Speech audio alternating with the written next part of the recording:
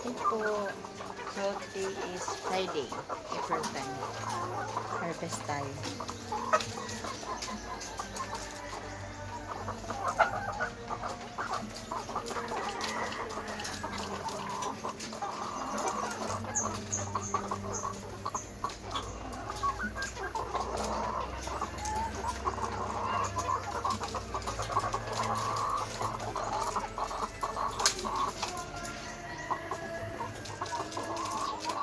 For second set, 9 eggs na.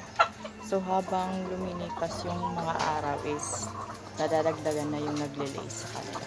So, habang dumadaan yung araw, dadami na din po. Karamihan dito is mga peewee sizes pa lang or pullet size.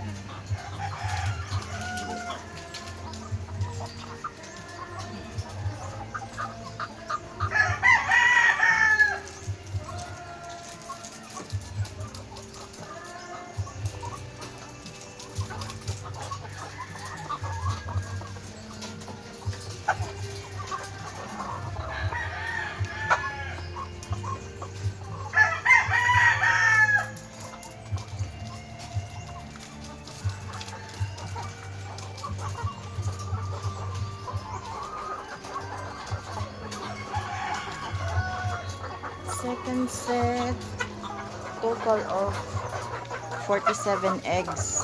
So, isa na lang yung hindi nag-lay sa kanya. Pero, meron tayong soft shell.